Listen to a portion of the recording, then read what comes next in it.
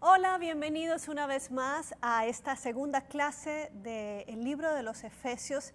Es un libro increíble que nos lleva desde cuando conocemos al Señor, desde que somos bebés en las cosas de Dios hasta la madurez en Cristo. Vamos a seguir en el capítulo 1 conociendo quiénes somos realmente en Cristo, qué es lo que Cristo ha ganado para cada uno de nosotros. Y oro en el nombre de Jesús, Señor, que tu presencia esté con cada uno de nosotros, hablándonos a nuestra mente y a nuestro corazón y haciéndonos entender a todo lo que tú nos has hecho por nosotros, a lo que tú nos has llamado, lo que tú has ganado por nosotros. Oro, Espíritu Santo, que esta verdad queda implantada y sellada en nuestro corazón, en el nombre de Jesús. Amén.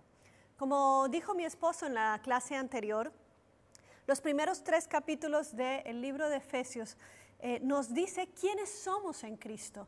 Y los últimos 3 capítulos nos va a decir cómo debe comportarse entonces uno que está en Cristo. Curiosamente, cuando nosotros nos acercamos a una comunidad cristiana, oímos de algunas comunidades que lo que te dicen es cómo debes comportarte. Y entonces se convierten en reglas y en un modelo de vida, una estructura que tú debes acomodarte a esa estructura. Tarde o temprano te vas a frustrar si tú no sabes realmente quién eres en Cristo. ¿Por qué? Porque cuando nosotros empezamos colocando las bases correctas en nuestra vida, entonces podemos construir correctamente sobre esas bases, no al revés. No primero edificamos y después base, así no se construye. Lo mismo en la vida cristiana. Ahora vamos a hablar hoy de nuestra identidad en Cristo. Cuando nosotros nacemos a una nueva vida, a la vida espiritual, así como un niño nace, lo primero que un niño adquiere es identidad. El niño conoce cómo se llama, el niño sabe quiénes son sus padres. Después se va a ir dando cuenta a qué raza pertenece, si de pronto es un niño que está en una ciudad donde hay muchas razas juntas, entonces él va a saber que hay asiáticos, que hay morenitos, que hay cafecitos, que hay trigueñitos y que hay muy blancos y rubios, y se va a dar cuenta de esto. Pero se sabe también que cuando hay niños que están en entornos en donde todos son iguales, usted ve la cara de sorpresa cuando de pronto sale y conoce a una persona de otra raza. Mi niña, cuando estuvo en el prekinder, su primera maestra que ella tuvo es una maestra asiática. Y nosotros lo vimos pues muy normal, pero lo que nos llamó la atención fue cuando una amiga llega y le pregunta: hola Victoria, ¿cómo te está yendo en la escuela? Lo que nosotros creíamos que iba a decir muy bien, divertido, me gusta, a lo que ella hizo mención fue: mi maestra tiene los ojitos así, pero ¿sabes qué? Todavía me puede ver justo por el centro. Y cuando escuchamos eso que ella dijo, bueno, nos reímos porque ella estaba descubriendo a sus 5 años las diferentes razas y que somos diferentes los unos de los otros. En su salón había una niña de Pakistán, había una niña muy americana, había un niñito muy morenito, había otro de la India. Entonces ella pudo saber desde pequeña a qué raza ella pertenecía y que cada uno era singular. Luego, cuando nosotros vamos creciendo por allí 6, 7 años, parte de lo que construye nuestra identidad, ya pues dije el nombre de dónde somos, quiénes son nuestros padres, pero otra cosa que influye es saber para qué somos buenos, cuáles son nuestras habilidades.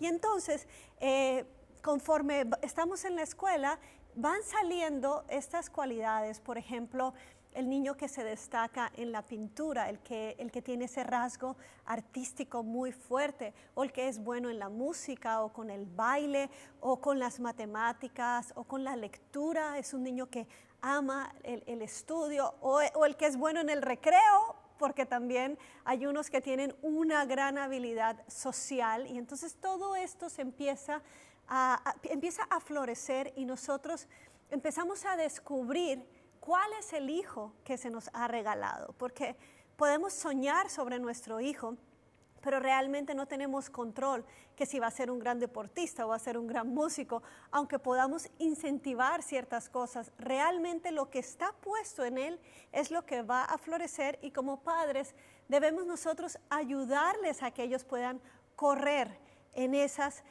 fortalezas que cada uno de ellos tiene.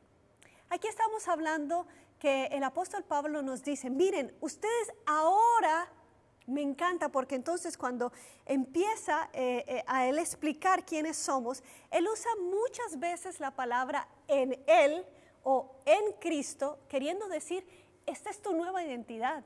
A esto es a lo que nosotros pertenecemos ahora que estamos en Cristo, y entonces nos empieza a decir cuáles son esos atributos, cuáles son esas cosas buenas, esas fortalezas que tenemos por pertenecer ahora a Cristo.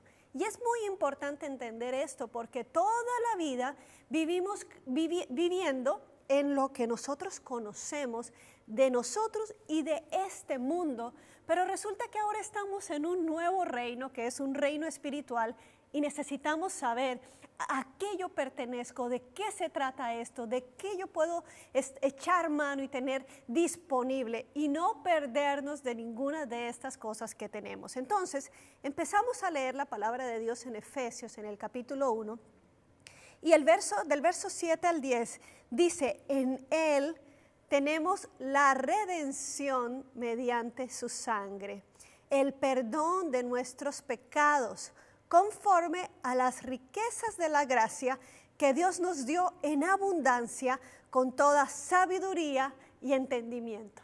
Muy grande este primer versículo y muy poderoso. Otra versión, la Nueva Traducción Viviente, dice que Dios es tan rico, tiene tanta riqueza, y eso ya marca algo importante, porque te dice, mira, es que el reino de Dios, número uno, no está en quiebra. El reino al que perteneces es un reino de Dios tan rico. Y una de las riquezas que él dice es rico en gracia. O sea, gracia es eso que se da sin que la persona se lo haya ganado. Es eso que nosotros recibimos de Dios sin haberlo merecido. Pero ese reino de Dios es tan rico en gracia que Él nos da en abundancia. Eso me encanta también, Él nos da en abundancia. Entonces, esa gracia nos nos da la redención mediante de su sangre. Quiere decir el perdón de nuestros pecados. No hay pecado más grande, ni es que ya pequé en esto otra vez y es el mismo. Tal vez no es muy grande, pero es muy repetitivo, Señor. ¿Hasta cuándo? ¿Será que tú me vas a perdonar? Porque es que aquí vengo otra vez a pedir perdón. Pero yo quiero recordarte que el Señor te dice, eso que tú crees que es muy grande, ya en mi reino yo lo pagué. Mediante la sangre de mi Hijo Jesucristo, yo te regalé el perdón por tus pecados. ¡Wow! Qué bueno entender esto, porque cuando entendemos esto, yo camino en libertad, yo no camino en sinvergüenzura. No puedo, porque yo sé que esto le costó la sangre a mi Señor. Yo camino en victoria, entendiendo, Señor, hoy fallo, pero yo sé que para hoy hay provisión para mi perdón, porque yo recuerdo ese sacrificio de Jesús en la cruz y lo hago efectivo hoy. Y entonces dice que esa riqueza también nos da sabiduría y entendimiento. ¿A alguien le falta sabiduría y entendimiento? El Señor es rico para dárnoslo. Luego dice, Él nos hizo conocer el misterio de su voluntad conforme al buen propósito que desde antemano Él estableció en Cristo para llevarlo a cabo cuando fuera el tiempo, cuando se cumpliera el tiempo. Esto es reunir todas las cosas, tanto del cielo como de la tierra. En esa redención, lo que hizo Cristo fue decir, disculpen, esta creación es mía y aunque se apartó por el pecado, yo doy el precio para volverla a comprar, y entonces une otra vez el cielo con lo de la tierra que estaba separado de Dios. Así que somos unidos otra vez en Cristo por medio de ese sacrificio. Y vemos ahí donde dice, en Él tenemos redención, en Cristo fue donde Él estableció todas estas cosas. Entonces, como hijos de Dios, ya vimos, vivimos en dos realidades. Vivimos en la natural, aquí yo vivo en Houston, o en este caso, Pablo le escribe a los de Éfeso, pero también vivimos en Cristo, en nuestra realidad interior. Entonces, es muy importante que nosotros sepamos todas las cosas que tenemos en Cristo. Y no están todas escritas en Efesios, están escritas en el Nuevo Testamento. Y yo quiero mencionarte 10 cosas o 10 declaraciones de la palabra de Dios de lo que tú eres en Cristo, para no dejarte como con un abrebocas, para realmente conocer todo lo que Cristo ganó para nosotros. ¿Estás listo? ¿Lista? Pues yo creo que sí. Vamos ahí. Sí, recuerda que tú puedes bajar las notas, si no tienes ahorita dónde apuntarlo, aunque es bueno que escribas porque eso te ayuda a la memoria, pero tú puedes bajar las notas en este link que nosotros te vamos a dar para que tú puedas accesar a ellas.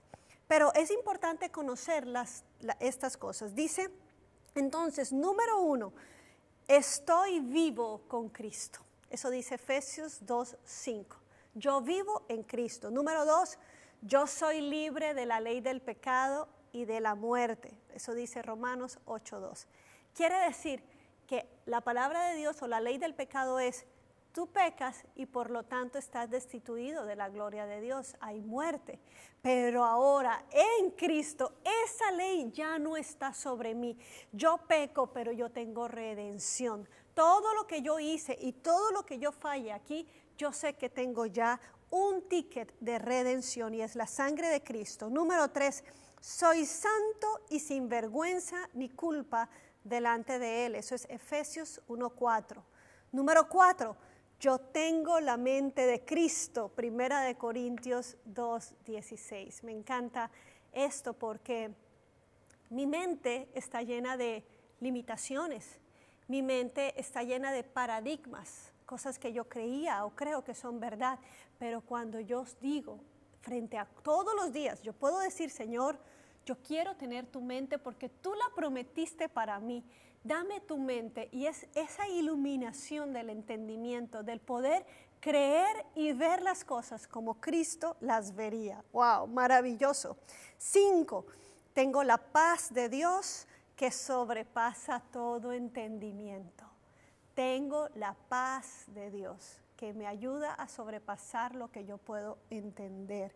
Eso está en Filipenses 4:7. 6, tengo al más grande viviendo dentro de mí que el que está afuera en el mundo. Por eso no tengo temor. Eso es Primera de Juan 4:4. 7, puedo hacer todas las cosas por medio de Cristo. Filipenses 4:13.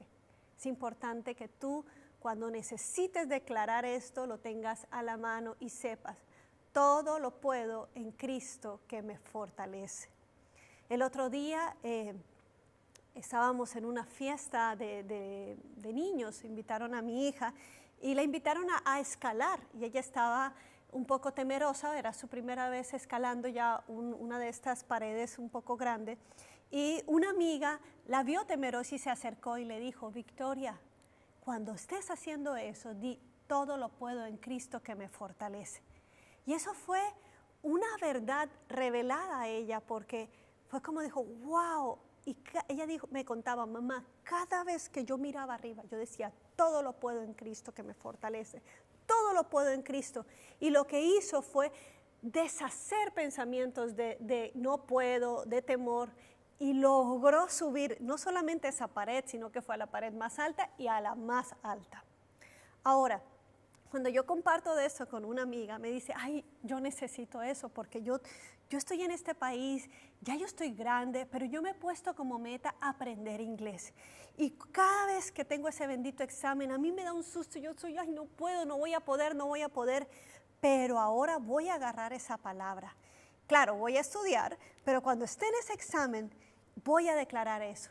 la llamé yo una semana después. Hola, ¿cómo te fue? Me dijo, pues yo me acordé de Victoria, así que cada vez yo decía, todo lo puedo en Cristo que me fortalece. Yo sí puedo hacer esto porque tú, Señor, me das la fuerza. Y pasó su curso. ¿Qué cosas estás necesitando? Estos son ejemplos de pronto, no ante situaciones de vida o muerte o una situación de estrés muy alto, pero es que todo es todo. Todo es todo. Así que si tú necesitas esto, saber que tú todo lo puedes en Cristo, porque Él te da la fuerza, eso va a ser una realidad para ti que crees. Número 8. Soy una nueva criatura en Cristo. Esto lo dice 2 de Corintios 5:17. Yo no sé en qué etapa del cristianismo estás y es posible que todavía hayan hábitos de tu vida sin Dios, o de repente pecados, malas actitudes de tu vida anterior, pero cuando tú recuerdas esta verdad, que tú eres una nueva criatura en Dios, que tú no perteneces a las cosas de este mundo, sino que perteneces a un reino de paz, de justicia, de perdón, esta verdad te hace anhelar lo mejor y te hace decir, ¿sabes qué? Ya yo no sirvo para estas cosas. El Señor, mejor dicho, puedes decirle, Señor, arruíname para el pasado. Arruíname, Señor, para esas cosas en las que yo estaba viviendo. Y yo oro en el nombre de Jesús, que tú, Señor, me lleves a lo nuevo, a vivir en lo nuevo. Número 9. Soy más que vencedor por medio de Cristo. Romanos 8:37. Soy más que vencedor. Van a haber momentos de lucha, momentos en que decimos, Señor, yo no creo que yo pueda pasar esto, pero yo decido creer y declarar lo que tu palabra dice de mí. Soy más que vencedor por medio de Cristo, porque Él ya venció y me dio la victoria a mí. Y número 10, soy la justicia de Dios en Cristo Jesús. 2 de Corintios 5:21. Cuando yo miro que Cristo me puede perdonar, no es que Dios se hace el de la vista gorda ante mis pecados. No es que mis pecados hay pecados pequeñitos o pecados grandes. No. Mi pecado representó la muerte y la sangre del inocente, del más puro, del tesoro del cielo, de aquel que vino a entregarse. Mi pecado le costó muy caro al Señor. Por lo tanto, cada vez que yo me veo limpia, yo soy un reflejo de esa justicia de Dios que en Él cargó todo el pecado. En esa cruz, el Señor dice, cargó todo el pecado. Por lo tanto, no hay deuda, no hay nada pendiente. Está todo perdonado. Seguimos adelante en el libro de Efesios. Sigamos leyendo ahora los versículos 11 y 12, a ver qué nos dice el apóstol. En Cristo, sigue diciendo, también fuimos hechos herederos, pues fuimos predestinados según el plan de aquel que hace todas las cosas conforme al designio de su voluntad, a fin de que nosotros, que ya hemos puesto nuestra esperanza en Cristo, seamos para alabanza de su gloria. ¿Qué tenemos entonces en Cristo? Tenemos una herencia. Somos herederos y somos coherederos con Cristo. Cuando los padres dejan una herencia, los hijos la reciben sin costo. No se la ganan, no tienen que trabajar por ella. Una herencia es un derecho que un hijo tiene al su padre fallecer, al su padre morir. Y esta herencia, ¿cómo se recibe? ¿Con tristeza? No, se recibe con alegría, porque es un regalo que te dan sin tú haberlo trabajado. Por esto se recibe con alegría. Y ahora algo que tiene que ver con la herencia es que una vez tú recibes tu parte, tu hermano va a hacer con esa herencia lo que él quiera, yo voy a hacer con esa herencia lo que yo quiera, yo voy a invertirla como yo quiera, porque es mía. Esto nos tiene que dar a entender nosotros que nosotros como hijos de Dios tenemos que saber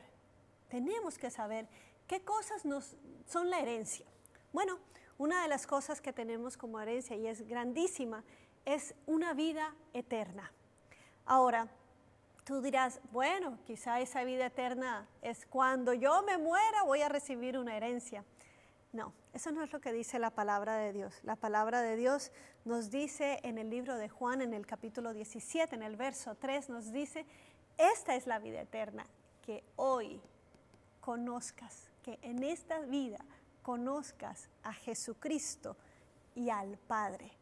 Porque cuando realmente le conocemos, entonces nosotros sabemos que pertenecemos a ese reino. Es más, el mismo Jesús dijo, todo lo que el Padre tiene es mío. Y por eso que Él decía, Él podía sanar, Él podía tener dominio sobre la creación, mostrar provisión, milagros de provisión asombrosos. Jesús nunca caminó en escasez. Jesús siempre caminó en esa confianza. Lo que el Padre tiene, yo lo tengo. Lo que el Padre dice es lo que yo hablo. Así que como herederos, nosotros tenemos que empezar a caminar en esa verdad, que no estemos limitados, saber quién somos, yo tengo herencia. Si nosotros creemos que nos tenemos que ganar las cosas espirituales, estamos mal entendiendo lo que es una herencia. Una herencia no se gana, eso es un trabajo. Tú te ganas un salario. Una herencia es sin costo y se recibe sin necesidad de ganarla por el simple hecho de ser hijos. Fíjate que cuando este monje, Martín Lutero, siendo un académico, un profesor de universidad, cuando él descubre la verdad que está en Romanos 1, verso 17, en donde dice, por la fe el justo vivirá. Esto fue como un rayo de luz en su entendimiento y que no tenía, él decía, pero esto no tiene congruencia con lo que estamos predicando en una doctrina de una iglesia. Porque muchas veces se empiezan a crear doctrinas, pero que no tienen un fundamento en la palabra de Dios. Y entonces a él le chocó esto, Romanos 1:17, él decía, bueno, pero si es por la fe y ya dice que ya tenemos, ¿por qué tenemos que seguir pidiéndole a las personas que paguen, que hagan ciertos sacrificios para ver si pueden entrar a una herencia? Entonces no es una herencia, eso es un salario y eso no es lo que dice la palabra.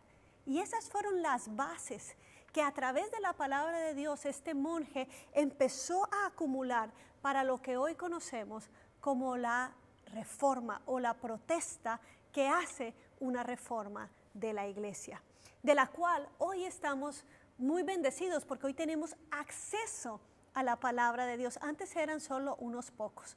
Ahora, el problema es que teniendo acceso no vamos a investigar qué es lo que tenemos. Y es como cuando pagamos de pronto un crucero y el crucero es todo incluido.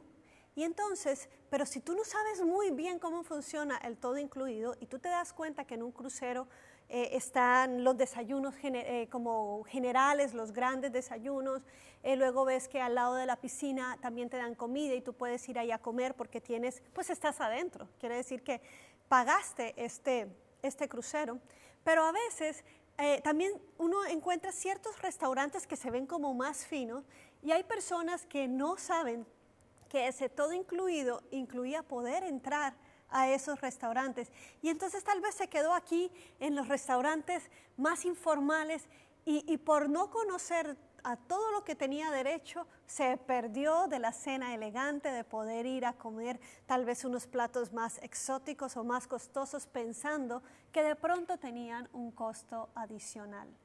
Lo que yo te quiero decir es que a través de estos estudios de la palabra de Dios, tú conozcas quién eres tú y a qué te ha llamado el Señor y cuáles son tus beneficios y cuál es tu herencia. Así que no te quedes en escasez, no te quedes limitado, porque ahora tienes una herencia.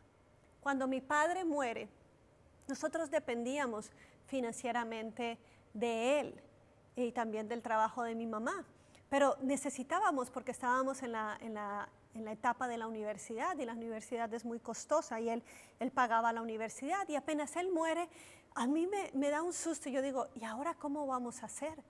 teníamos un plan para viajar y ¿cómo vamos a hacer esto? Porque ya no está mi papá.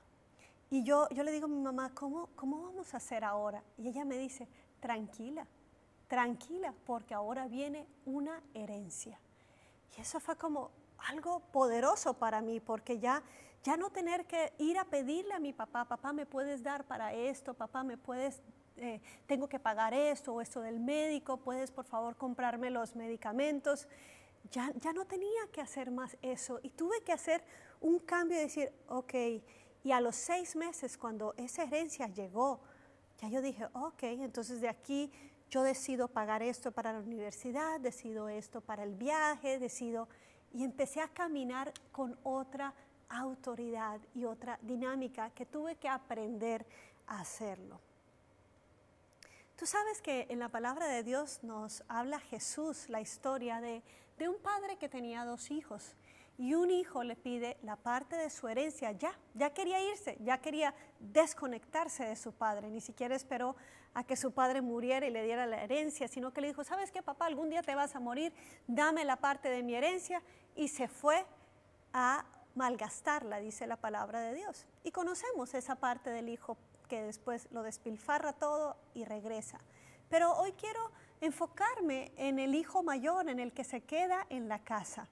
Que cuando él ve que este hijo menor, después de haber gastado todo, regresa y el padre simplemente por ser su hijo, le recibe como tal, aunque él pretendía, papá, no me pongas como hijo, yo me gasté toda mi parte, ponme como siervo, como uno de tus trabajadores. Y el hijo, papá le dice casi que cállate la boca, ponte el anillo que te corresponde, vamos a vestirte como hijo.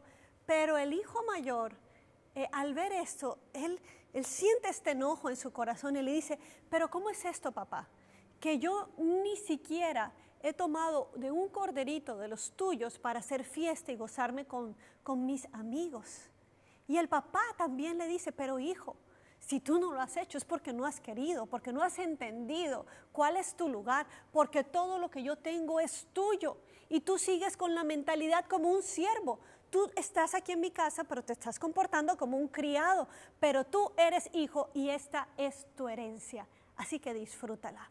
Hoy yo le estoy hablando a los hijos de Dios. Hoy yo les estoy hablando a aquellos que tal vez tienen la mente de este mundo, pero el Señor te dice, pon la mente de Cristo en ti y empieza a vivir como hijo de Dios, de un Dios que es rico en gracia, en perdón, en entendimiento, en sabiduría. Sigamos entonces con el libro de Efesios. En el versículo, vamos a leer ahora del versículo 13 y 14.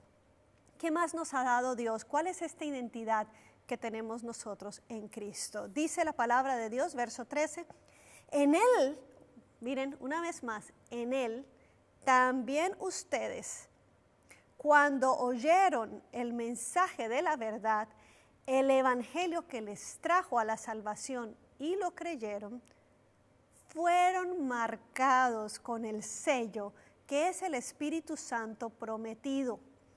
Este Espíritu garantiza nuestra herencia hasta que llegue la redención final del pueblo adquirido por Dios, una vez más, para alabanza de su gloria. Me encanta la palabra de Dios. Entonces, además de una herencia, además de darte una nueva identidad, un nuevo nombre, perdón de pecados, redimirte, aquí está diciendo el apóstol Pablo, que cuando tú oíste el mensaje de la verdad y lo creíste en tu corazón, entonces fuiste sellado, fuiste marcado por el Espíritu Santo. Pablo está escribiendo a los de Éfeso. Igual hace mención de esto cuando escribe a los Corintios. Cuando estas 2 ciudades eran ciudades que eran puertos muy famosos, quizás los más fuertes de toda esta región. Y por lo tanto, estaban acostumbrados a este transporte marítimo y de las industrias más fuertes de este tiempo eran los troncos de madera que ya estaban cortados y apilados, listos para la construcción. Entonces, muchas empresas de construcción de madera, de las bases y todo esto, muchas maderas enviaban, estas industrias enviaban a sus representantes a escoger los lotes, pero no necesariamente se los llevaban inmediatamente, pero ellos sabían que una vez llegaran los lotes, ellos enviaban a sus representantes para que los representantes vieran cuáles eran los lotes, los troncos de madera que necesitaban, y entonces daban un adelanto. Este va a ser para esta empresa, y esos troncos de madera eran sellados, perteneciendo a la empresa que los había pedido y que había dado un adelanto por ellos. Los bloques de madera se tenían que quedar allí, en esos lotes, pero ya estaban separados. Eso es exactamente lo que está diciendo Pablo aquí. Recuerda, tú fuiste sellado.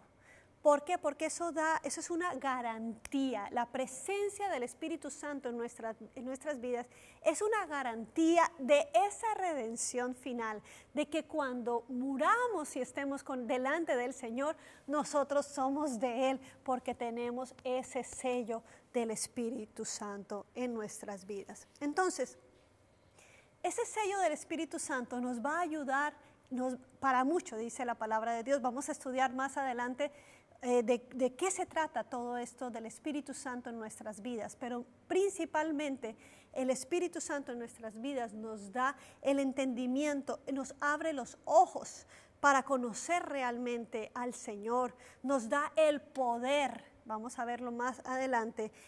El Espíritu Santo es el poder de Dios operando en nosotros, que en donde somos débiles, en Él somos fuertes. Poder también para ver la presencia y la obra de Dios en nuestras vidas. Sigamos leyendo. Entonces dice Pablo, Efesios, vamos a leer ahora el versículo 15 al 20. Por eso yo, está concluyendo el apóstol Pablo, después de todo esto que somos en Cristo, concluye Pablo y dice, por eso yo, por mi parte, desde que me enteré de la fe que tienen en el Señor Jesús y del amor que demuestran por todos los santos, yo no he dejado de dar gracias por ustedes al recordarlos en mis oraciones. Voy a hacer una pausa aquí.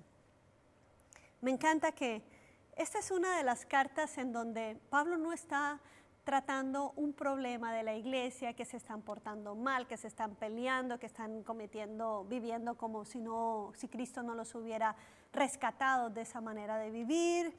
No. Él está oyendo una iglesia saludable. ¿Cómo sé yo cuando una iglesia es saludable? Pues yo puedo ver aquí que es una iglesia que tiene la fe en el Señor Jesucristo, pero es una iglesia que se mueve en amor los unos por los otros.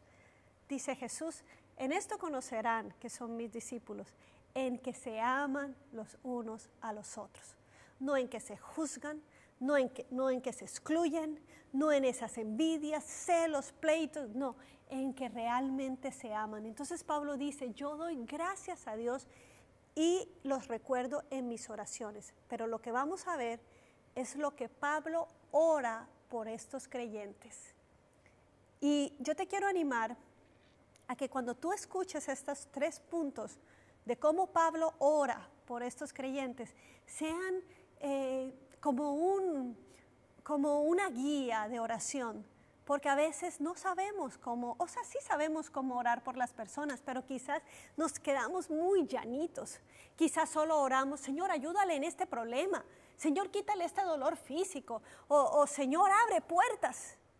Pero Pablo nos está enseñando, Pablo, que es una persona madura en el Señor, que conoce al Señor, debemos aprender de Él, cómo orar por nosotros, pero cómo orar por los demás. Y yo quiero decirles que en nuestro cuarto de oración, nosotros oramos así por cada uno de ustedes, los que conocemos y los que no conocemos tanto, porque el Señor sí les conoce. Entonces Él dice, yo pido que el Dios de nuestro Señor Jesucristo, el Padre glorioso, les dé, número 1, espíritu de sabiduría y de revelación. ¿Para qué? Para que lo conozcan mejor. Entonces el primer punto es, ay Señor, yo te pido que tú, Señor, les des entendimiento y sabiduría para que te conozcan mejor. ¿Sabes qué? El conocimiento de Dios no tiene límite. Nunca vamos a decir, yo conozco suficientemente a Dios, porque nunca sabemos cuál es el final, Por lo tanto, no podemos saber qué tanto conocemos a Dios. Dice la palabra del Señor que el conocimiento del Altísimo es insondable.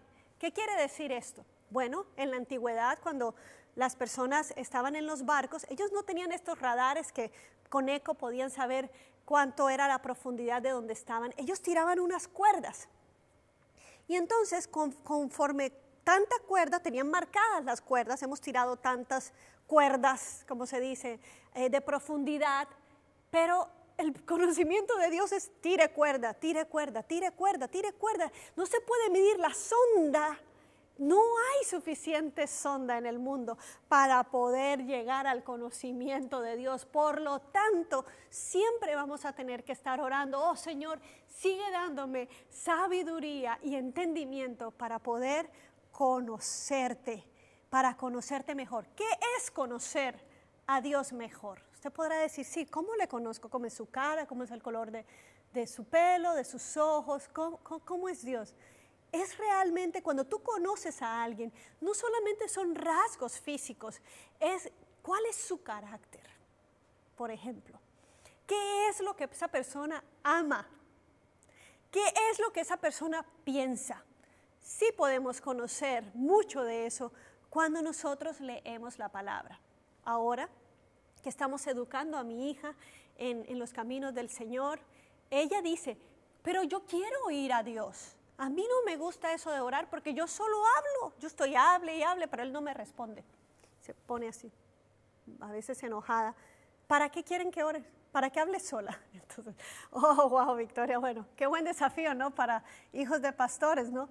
Y uno dice, bueno, son las preguntas de los niños. Los niños son bien honestos en su fe y nos hacen a nosotros pensar cómo es que podemos explicar de una manera lógica y sencilla, como debe ser explicado el Evangelio. Entonces, mi esposo le dijo a Victoria, ¿sabes qué, Victoria? ¿Sabes cómo tú empiezas a reconocer la voz de Dios que va, cómo habla Dios? Y ella dijo, ¿cómo? A través de oyendo a Jesús hablar. Cada vez que tú agarras los evangelios, por ejemplo, y tú escuchas algunas Biblias vienen en rojo, ¿no? Todas las palabras, cómo Jesús responde a la crítica, cómo Jesús ama, cómo Jesús hablaba del reino de Dios en las parábolas. Él decía, el reino de los cielos es como, y cómo explicaba Jesús. Entonces, cuando tú te memorizas, por decirlo de alguna manera, empiezas a oír y a oír y a oír lo que Jesús decía, tú sabes cómo habla Jesús.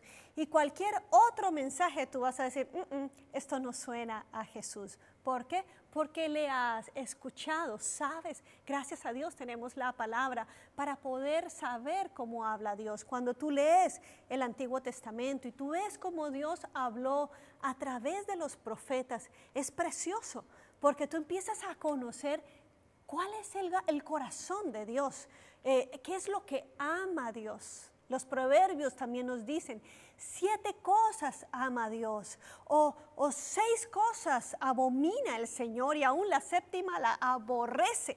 Entonces tú empiezas a conocer, ok, Señor, tú amas esto y tú aborreces esto.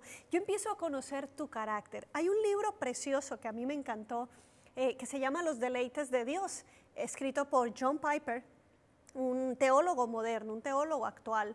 Y él dice, cuando tú te enamoras de una persona, quitándole toda la parte de la química que sentiste, que si tiene unos ojos lindos, que si te mira lindo, que si te da cosquillitas, eso no dura en el amor, eso es un primer impacto, ¿no? ¡Ay, qué lindo!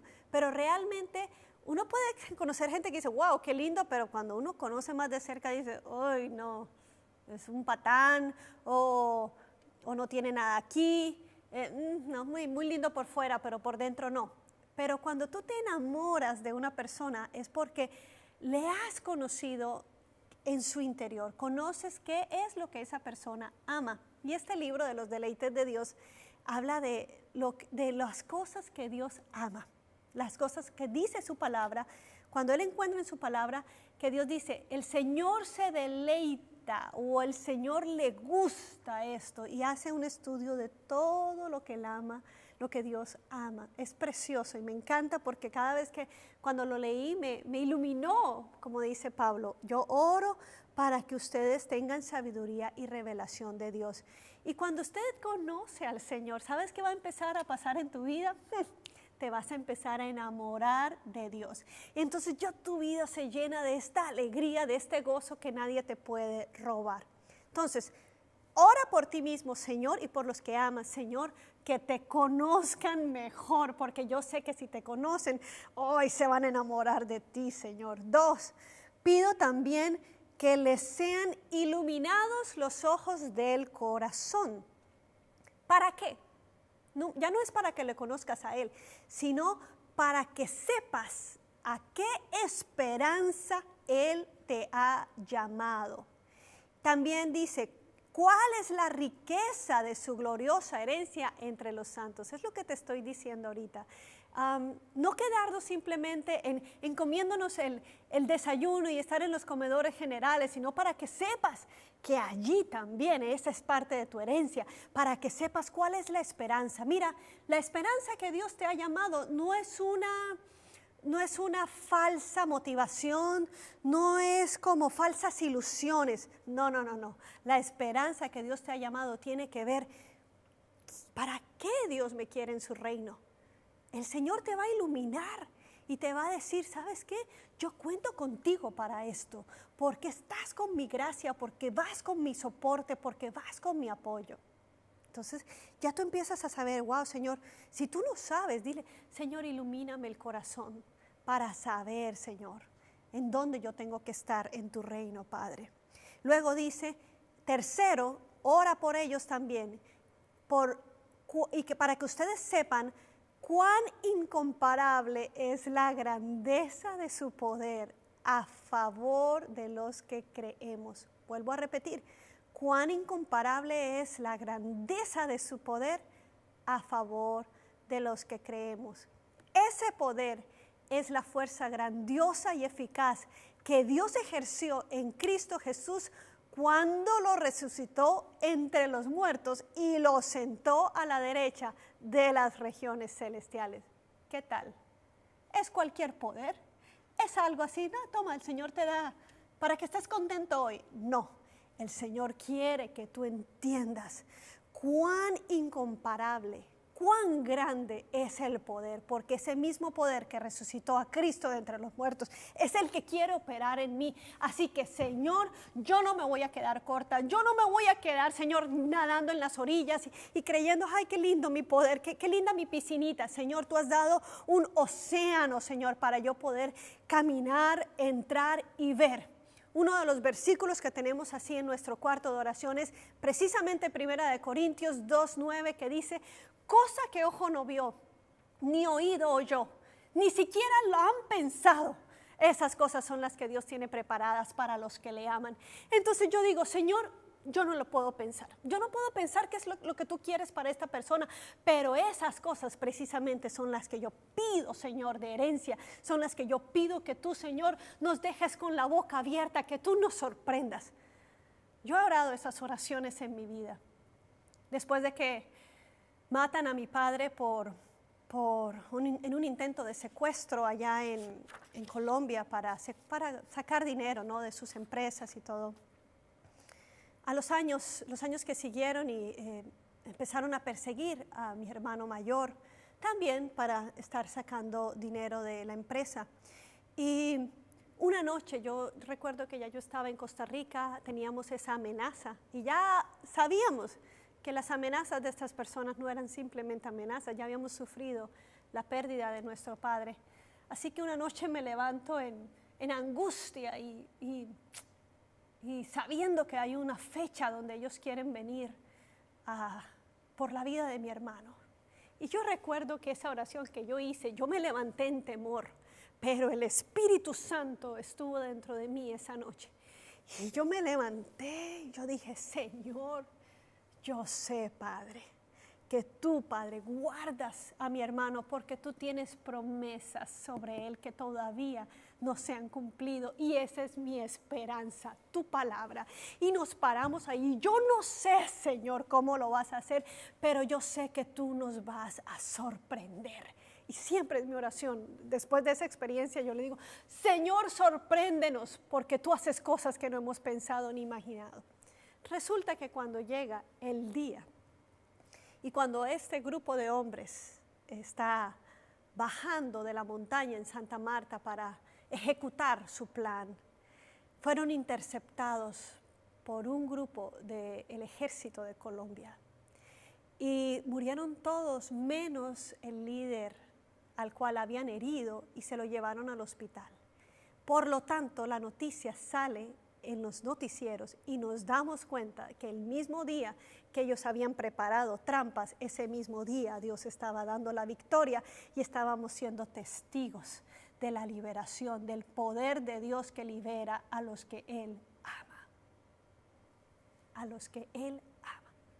Por lo tanto, ante cualquier situación, no sigamos orando, Señor, líbrame, si podemos orar, Señor, líbrame del dolor, ayúdame con esto, pero lo que yo quiero orar es, Señor, manifiesta tu poder en esta situación para que podamos ver, más que eres un Dios sanador y un Dios proveedor, eres Dios que salva y que el corazón tuyo es alabanza de tu nombre, dice, para alabanza de su gloria. Hemos leído cada vez que el apóstol termina esto, es para que haya una alabanza mucho más grande.